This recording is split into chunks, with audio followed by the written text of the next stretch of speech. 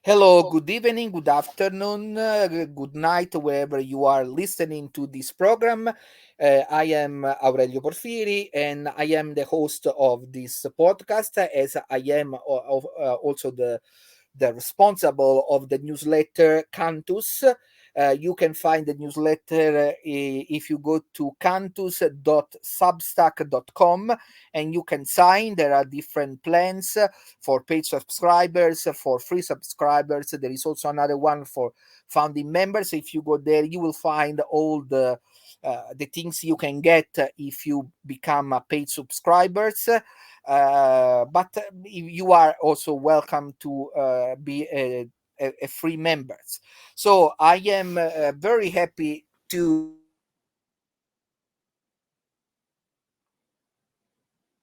friend Zimfira Poloz, that is a very famous and important and honored choral conductor, and that I know for some years now, I have to say. And so, thank you, Zimfira, for joining me for this program. Thank you for this invitation. It's an honor and a great pleasure to join you, and I will be happy to have this discussion. Yes, because the topic of this discussion is, do you think the kids can sing? This is a question that many church musicians, they have to ask themselves, because some people say, oh no, the kids, they have only to sing, it's kind of childish songs or things like that. But I strongly disagree with this idea, because I have experience with the choir I had in the past, that indeed when the kids are properly trained, they can really do amazing things. And I think that you that work for so many years in Canada, where you still are, you can maybe confirm what I'm saying. Absolutely, I agree with you 150%. I will support in this idea because I work with Hamilton Children's Choir. I'm artistic director. I was founder of choir school back home in Kazakhstan, trained in former Soviet Union. And I will share with you one of the most favorite pieces in Hamilton Children's Choir, Bogorodice, Rachmaninov. And that's really something move my choir. And they're singing with such a depth and soul. I think this level of music required techniques, required like training, voice training, and also knowing background. And sometimes, Toronto and Canada and Hamilton, all these cities, big cities, very multicultural, and country, very multicultural. And sometimes I have to explain to children. For example, we had last week a very interesting workshop with a fantastic composer who has such a different background. His name Hussein Jan Mohammed, and he has composition which he came to work with us with my choir, which combined American folk song and also Muslim tunes together. And we were speaking openly about accepting different cultures, accepting different religions, and it make my choir just more accepting, looking. And also I explain it's not only diversity, which we're talking these days so much about skin color or your nationality or anything like this, but also the style of music. What about uh, Baroque and Renaissance and uh, all these styles of music? Also, like learning through these layers and accepting different cultures. What can create more smart young generation who will be continue? Yeah, and also I think what is important to remind our listeners is that uh, Western music is advanced so much because in the past there were so many children that were trained in churches as a musician, and they, when they have the talent, they grow becoming very important instrumentalists or singers or composers or conductor or whatever. So the singing in church is not only, for example, I'm talking, of course, especially for church musicians, but this is true also for other realities. It's not only about singing in church, but it is also about training people to appreciate a so important um, element of our life that is music, because music can be good but can be also dangerous. Is not all music is good, because there are some, some singers, or they spread bad values through music, and we know this. So it's very good that indeed through the good conductor they can learn about God, about beauty, about good values that can shape their life. Absolutely. I think appreciation and not taking for granted things in a life, that everything comes through this a very deep education. And like it's I think, let's I will use quote from Kodai, and I think it's very beautiful. Let us take our children seriously. Everything else follows from this. Only the best is good enough for a child, and we shouldn't lower expectations and the values to make just fun, and fun. And the direction in repertoire, like the movement and clapping, it's all exciting, and it should be balance of style of music, but also like opening the door for children to something like a real deep feelings, exploring this through the music. And it doesn't matter what religion you are. I grown up in Soviet Union time, and the church, and it was really like a strict environment for all this. But we all in the children's chorus, we sang all this music, and all this music, Bach, and what is really train your voice, or Russian Orthodox music, a cappella singing. That's how I grown up as a musician. That's why I'm a conductor today. And I was my both parents not musicians, and when I was, I don't know, 9 or 10, I love to sing in this children's choir. I was singing 11 years in music school in our choir. And I know I want to be her, this lady who is conducting us, Valeria Pavlovna Berezina. She was like a goddess for us. Like we were just was looking up and sing Pergolesi Stabat Mater. And I will never forget that feeling, because that was something really interesting music for me. And the way she introduced us to this music, my parents don't know nothing about this, and at age 9, 10, I want to become a conductor. She just get us to this world of music so rich. And my mom was working at two different jobs to pay for my piano, that I can have a real piano at home. And I'm so grateful today to my parents that they gave me this chance. And this is not only it's not my job at all. It's my passion, it's my hobby, it's my life. And I'm so happy. And I want to make all other kids who sing in my choir open that door and explore from uh, all different cultures, singing church music, singing a real deep uh, values find through the music. I think it is very important, especially these days. It's not Yes, only about clapping hands, and this is also good. It's also needed. I'm not saying like I'm yeah, doing a not lot of this. church, but outside the churches, of course. Yeah. So it is something, some sacred place. Whenever I go to the church with a choir, and perform there, it's such a special spirit. Like, you stand there, you feel different. That's such a different magical moment for young people to get but but but quietly. But Zifir, I want to ask you because you are doing the conductor now for several years and you win competitions. As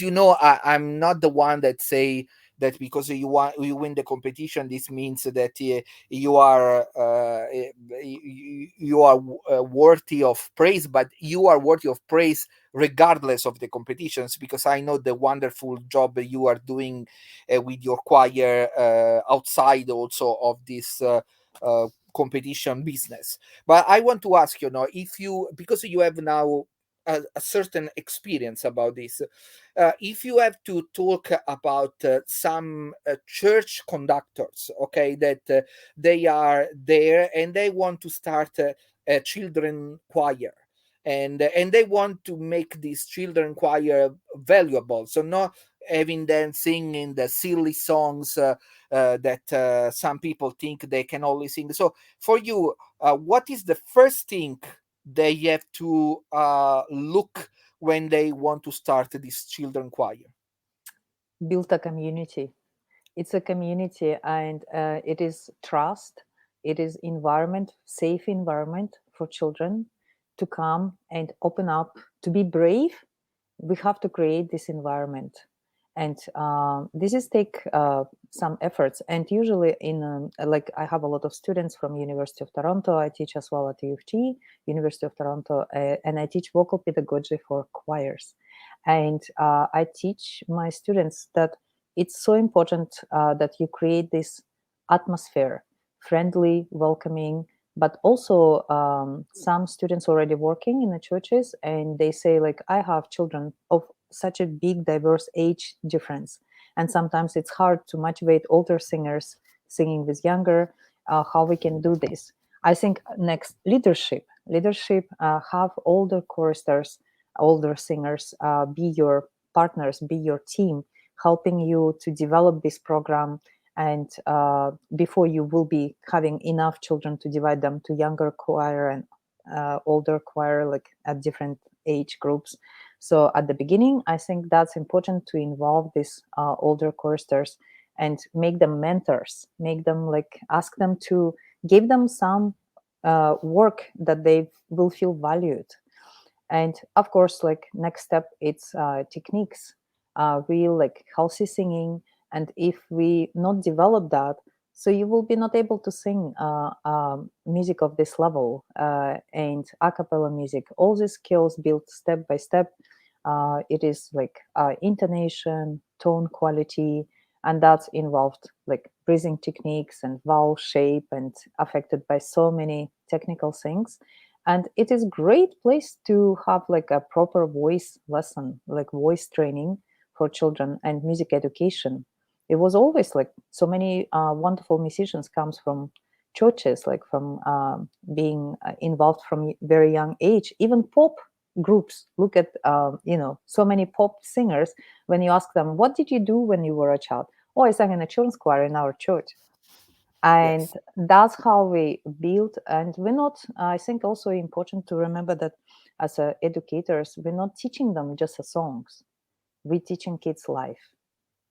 And that's crucial, how we can affect children in our journey. So, and I will go back again to Kodai. I think it's such a beautiful expressions, and so valuable. Kodai wrote, it is much more important who is music teacher in Kisvarda than who is a director of the opera house in Budapest. For a poor director fails once, but a poor teacher keeps on failing for 30 years, killing the love of music in 30 generations of children. So it is huge responsibility working with children, because we affect their moral, their character. We build character. We can teach them so many life lessons through this experience. But I want to share with you about something that maybe you can help with a comment, and it's about this. I remember many years ago I was discussing with a friend, and we were discussing about the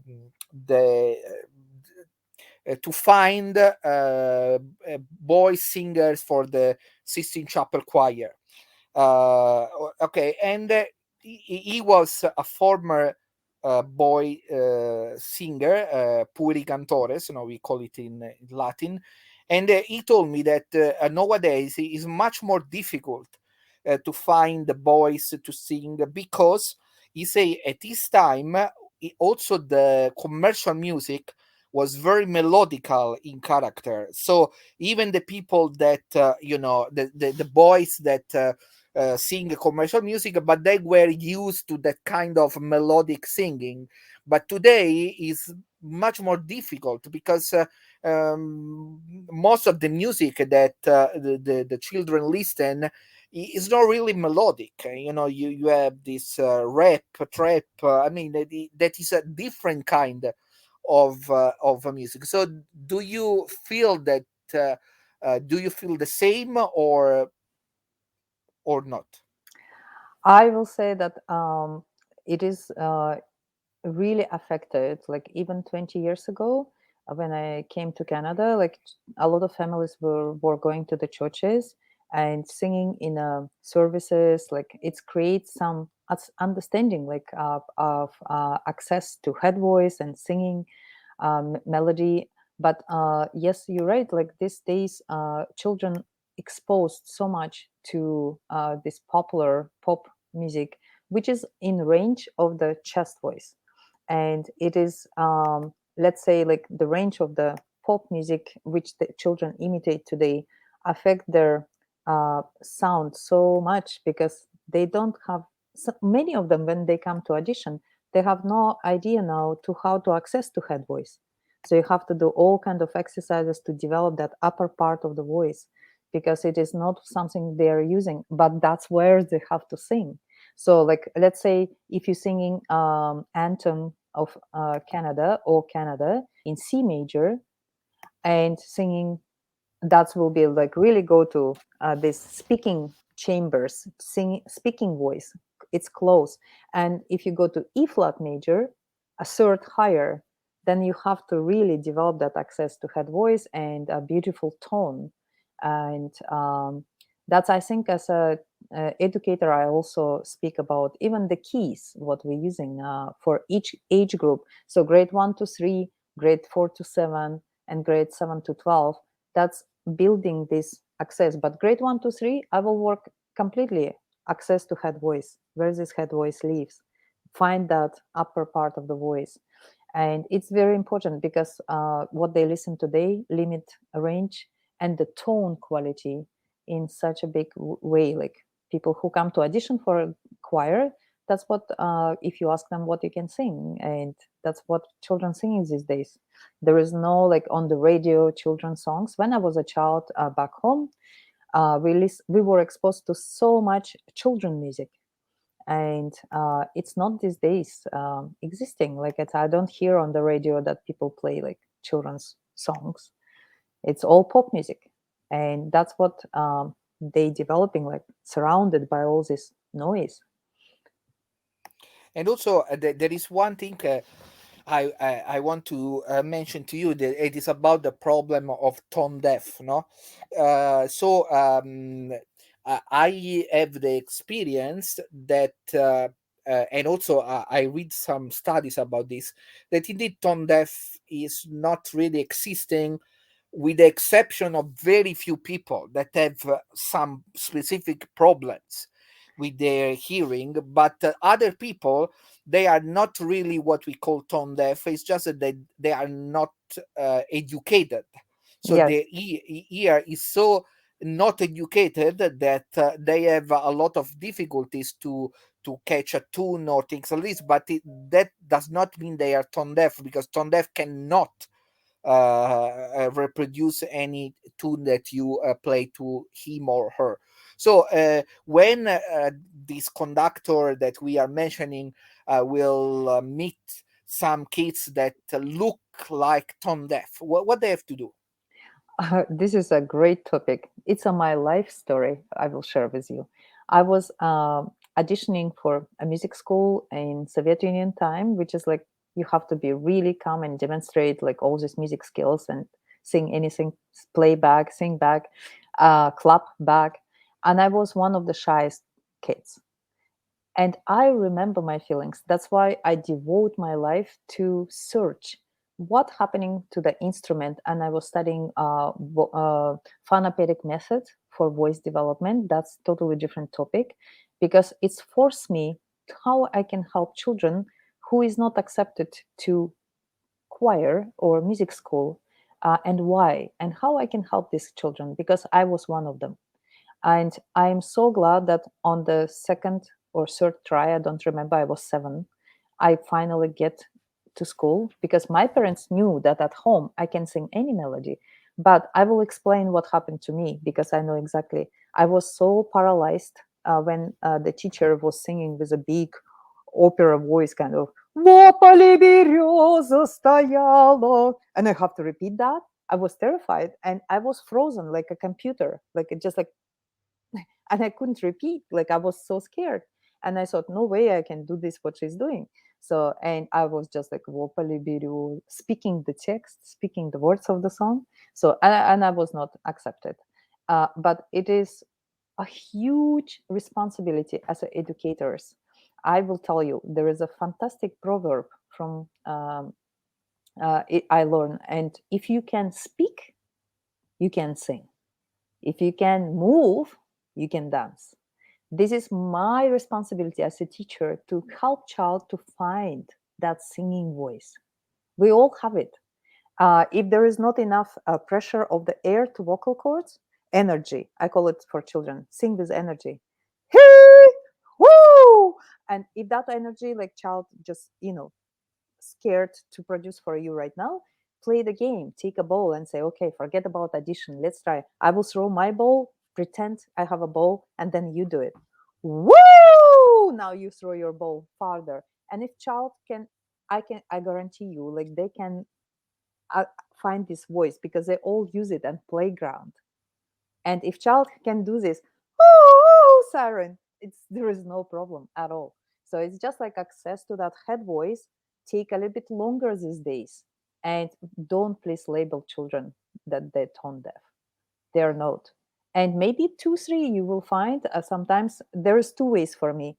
In Hamilton Children's Choir, we didn't turn away one child only for house problems. If I hear that there is an issue with the vocal cords, vocal folds, and something wrong, and they have to check with the doctor, that's the only reason I will send this child to the doctor. But I have to be confident that I hear something. So it's usually like if you're singing in the upper part staccato,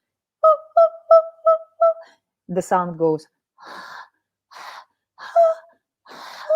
That can be something like, as a skillful mechanic I have to listen.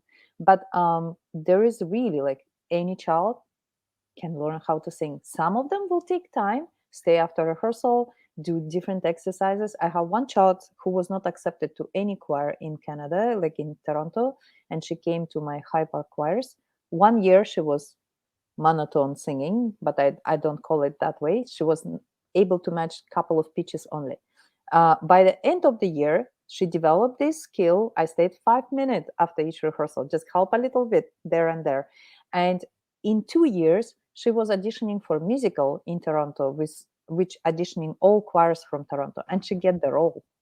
And her mom came with a huge bouquet, and she said, everybody said that this child can sing, and she's singing on a big stage today. So Yes, and also as you mentioned before, the choir conductor has a huge responsibility, because it is not only about teaching this or that song, but it's about teaching something that is bigger of that specific piece of music. And usually, what you are teaching, of course, will clash with the child situation or background, because we are not all the same. Yeah, There are people that have I don't know, psychological worries or trauma or whatever. So every child is difficult, is different, different. and so it's difficult to understand how you can approach that specific child and make he or her to be the best that he or she can be. So that is your approach. I really think is very valuable, and of course, everyone that will approach children, that of course have to be in a safe environment, and this is something that can never be said enough. They know that they teach them not only about singing, but they teach them about something that for people that are religious is the more important. So that is about knowing God through music.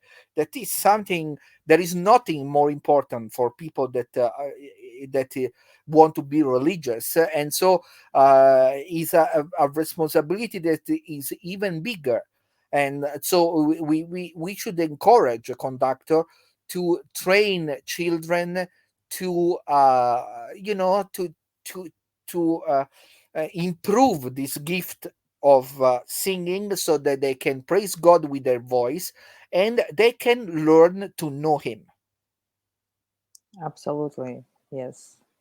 So I think I want to uh, go to the conclusion of this podcast, and I want to talk with you about something we talked already in the past. So we know that in the last 2 years we are living in this pandemics that of course affect all of us, and of course affect the life of choirs. So I want to know how you approach these 2 years, because we had some conversation before, and I know, of course, you have difficulties as we all have, because no one is outside of this pandemic. So we all have. So I want to know what was your experience and what you can share about this. This is a really difficult time for all of us, and my hat is off for all musicians who really keeping our children through this time. And I think this is again our huge honor and responsibility to help to get through this difficult time.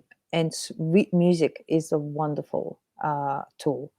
And what we've done with Hamilton Children's Choir, we had online, of course, rehearsals. But if you try to do same way rehearsals as you did in live setup, it will not work. So we have to be creative. We have to think outside of the box, and we have to think how we can continue quality and come back and recover from this together. So we designed a special Syrian sight singing program, which online program, and we created some Siri 6 levels, which we can introduce on the screen. We improved enormously our sight singing skills through these 2 years, because it was a wonderful opportunity to have international guests as well to our rehearsals. Bring composers, bring like people who can speak about church music with your kids and the values from different country, like make exchange that children can sing other children from other part of the world and talk to them, just talk about life and share what they're doing and how they are doing. And maybe like if it's possibility to create some project online, we record children. It was new whole new idea how to make these recordings. We learn and how to do virtual performances, and some of these skills and tools will stay with us. For example, in Canada, we have these snow days, sometimes like rehearsals canceled because it's just like schools closed and a lot of snow. Then now I easily can go, okay, today rehearsal will be online, and we have all tools how to run that. And who knows what will happen with this uh, COVID? Like if that's the end, nobody knows. And maybe we will go in and out for a while. So we have to look and not just sit and wait when it will be over. We have to learn how to live in this condition and So find new ways. something good is also came out of this situation. I think there is a lot of skills we learned through this, and also like it's pushed me to make even more connection with every individual child. For example, I hand write cards for every singer, how special they are, how wonderful what we do together. And we have to be patient, and there is days come when we will sing again in the same room. But we can't lose our skills, and we have to keep the name of the choir. It's our responsibility together to teach younger choristers who just joining. And some children in younger groups in Hamilton Children's Choir, they're joining and they never sang live yet. And for them, for 6-year-old kids, it's like only what they know now and online, that waiting for each rehearsal, and they're excited about it. So I'm not saying that it's what I'm looking for. Yes, I want to be in a room singing together, making real music and hear real sound. But to make the quality keep going and our children still singing, we have more responsibility than before. Okay, so thank you, Zinfira, for the sharing you have with us, and of course we encourage again all church music conductor, and not only church music conductor, to form their children choirs and to teach them the good music and also the good values, that the two things go together. So thank you very much, Zinfira, for your participation. Thank you for invitation. And thank you to all the listeners. And I remind you that you can subscribe at Cantus, Cantus substack.com, and you can subscribe to articles, music scores, and podcasts, and all the nice things we are doing for you in this newsletter. So thank you very much, and I will see you in our next podcast. Bye bye. Bye.